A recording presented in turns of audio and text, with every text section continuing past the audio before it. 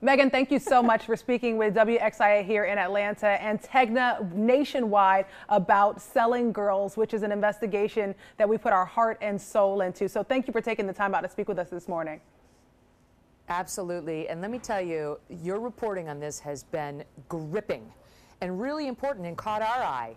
And we looked at this and said, wait a minute, especially the fact that you have one of the buyers on camera talking about his experience in buying girls. It's extraordinary, and it's really hard to get. So thanks to your good work, it sparked our interest, and we're trying to take it to another level and expand the discussion, broaden it out, and talk about real solution points as well. Megyn, that makes me curious. You know, this is a billion-dollar underground economy. So what is it about this story and Tegna's reporting that inspired you all to do a 1-hour special dedicated to this topic? Well, I don't think most people know that sex trafficking is happening to the extent it is in the United States. And I don't think people know exactly what it is. I mean, I thought sex trafficking was when a girl is kidnapped and forced into sex slavery. That's what I thought, and I thought it mostly happened overseas.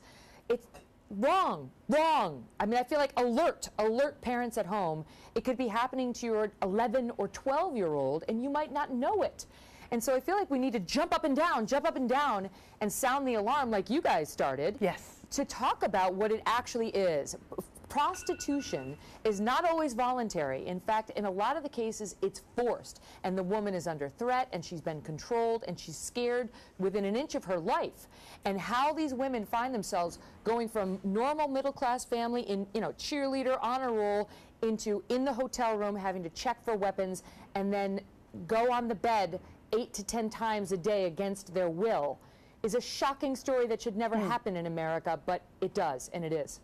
And you hit the nail on the head, Megyn. You said this is gripping. You know, though we show the evils of this entire underground industry, the lives of girls taken too soon in different ways, this is the story of survivors. This is what we really want to highlight. So what really jumped out to you as we showcased those survivor stories? How tortuous it's been for them. I mean, how they never wanted to do this. They didn't want to prostitute themselves. They didn't want to be in the room all day with 10 men coming into the room one after the other, some of whom are sadistic serial rapists, they say. And yet they felt vulnerable, or they attached themselves to the wrong man, a boyfriend that got them into it, someone online, that's another key thing, someone online who paid them a compliment. And these women did have vulnerabilities, but some of them were strong and had a background that you would never think would make them susceptible to that type of praise or that type of threat. And yet to a woman, we heard themes emerging about how they get dragged into it and how hard it is to get out.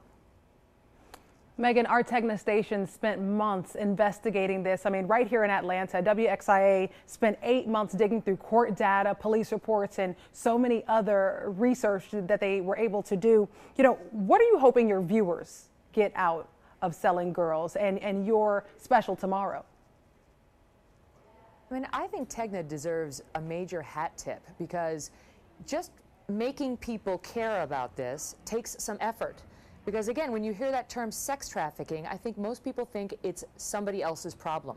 And so just taking the time to gather the evidence, get people on camera, was really important work, really important work. And as I say, it's not every day you see an actual buyer come clean about how he was doing it, how often he was doing it, and what it was like when he had to confess to his wife that he was doing it. So I really think a salute to Tegna is in order, and we pay that. Our goal is to let people know this is a real problem, and to let parents know these are the warning signs that you should be looking for in your own daughter, who you may think is not at risk, but who may be going through it from your own home right now. And then to give real solution points, places they can go, and talking points they can use. I mean, one of the things one of our experts said was one thing parents can do is say to your daughter the things that the traffickers say to them in attempting to reel them in. Tell your daughter that you love her. Tell her that she's beautiful. Tell her, that you believe in her.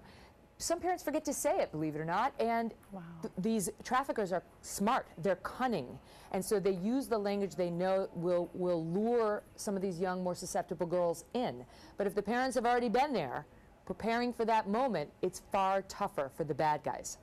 Wow, Megyn, you sound like you have already been doing the months-long research that so many Techno stations have been doing, and I love how passionate you are about this. And I think what better person to really put this in the forefront. So thank you so much for highlighting us and allowing us to help with this.